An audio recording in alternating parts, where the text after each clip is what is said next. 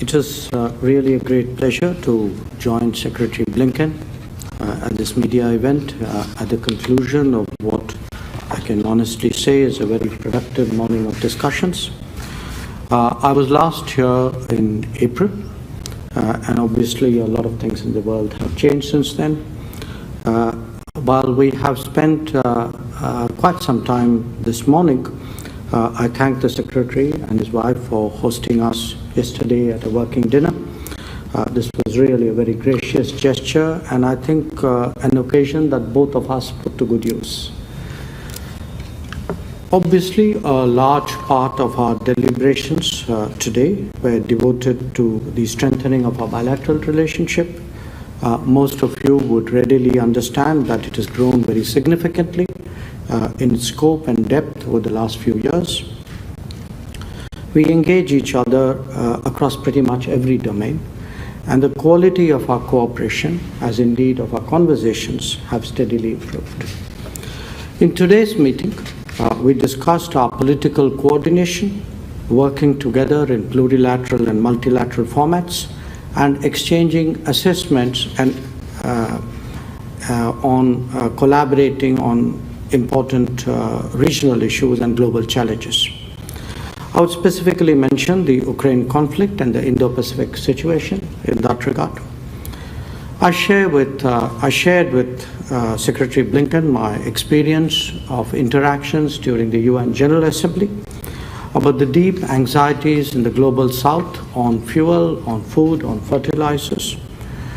The increasing salience of green growth, digital development, and affordable health is today very, very evident. We must not let current developments jeopardize Agenda 2030 on SDGs or to deflect us from climate action and climate justice commitments. Our cooperation in different bilateral domains is progressing vigorously. Naturally, Secretary Blinken and I did a comprehensive stock-taking, but separately, I met Defense Secretary Austin and Commerce Secretary Raimondo to review their particular areas. I participated in a particularly interesting roundtable organized by the National Science Foundation. I will be meeting business leaders over the next 2 days, and given the bipartisan support that we have long enjoyed in the US Congress, I look forward to interacting with some of its prominent members. There will also be an occasion for me to engage think tanks and policy analysts so that there is a better understanding of India's concerns and interests. Having said that, there are particular issues in the current global context that shape the evolution of our cooperation and therefore merit your attention as well. Prominent among them is our commitment to address the global volatility which has arisen from the COVID, from conflicts, and from climate events. India and the US have a strong interest in encouraging more resilient and reliable supply chains. This requires policy decisions as well as practical measures involving the business community. We are focused on those goals. Furthermore, the digital world mandates a greater emphasis on trust and transparency. This too has been the subject of detailed conversations and follow-up action. When it comes to critical and emerging technologies, we both see the value of expanding trusted research. Our national security, our economic security, our technology security are all enhanced by closer collaboration. It is also in our mutual interest to facilitate the development and mobility of talent. We agreed that impediments in this regard should be addressed.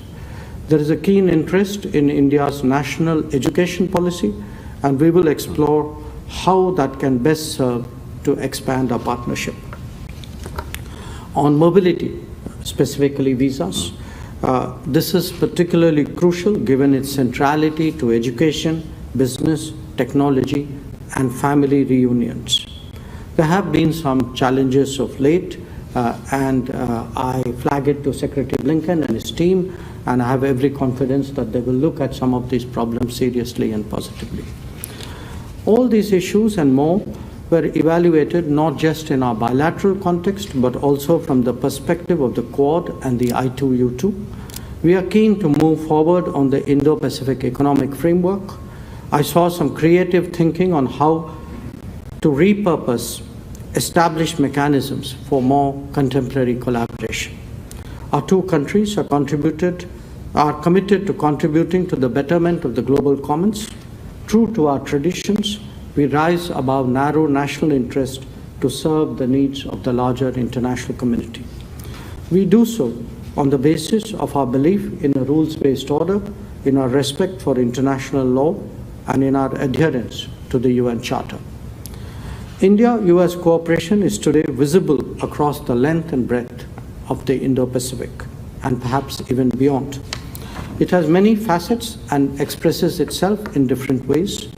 We particularly value closer coordination in the Indian subcontinent, where we perceive that our convergences are very strong. It is essential that democracy, pluralism, progress, development, and prosperity are nurtured. Conversely, we must counter radicalization, extremism, and fundamentalism. India is widening its international footprint, and there are many more regions where we will be intersecting with American interests. It is to our mutual benefit that this be a complementary process. Coming out of the UNGA, the UNGA, the reform of the UN is a particularly topical subject. We appreciate the positive approach of the US to this issue, reflected in the position articulated by President Biden himself. We look forward to working with the US to take this further.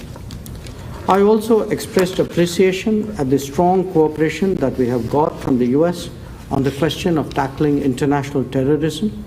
In particular, I refer to the listing of well-known and wanted terrorists by the UN sanction process.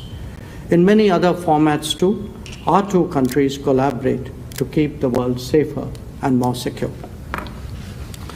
We spoke over the last 2 days of our commitment to practicing and furthering democracy, human rights, and good governance. Each country approaches this set of issues from their history, tradition, and societal context. Our yardsticks for judgment are the integrity of the democratic processes, the respect and credibility that they command with the people, and the non-discriminatory delivery of public goods and services. India does not believe that the efficacy or indeed the quality of democracy should be decided by vote banks. This is an area where we look forward to a healthy exchange of views. There will be convergences and best practices that we can both profit by and perhaps even share with third countries. India will be taking over the presidency of the G20 at the end of this year. I appreciate the expression of support by Secretary Blinken towards making our chairship successful. Once again, I thank the Secretary for his warm welcome, for the open and comfortable conversations we have had, and for his commitment to further what we both believe is the critical relationship of our era. Thank you.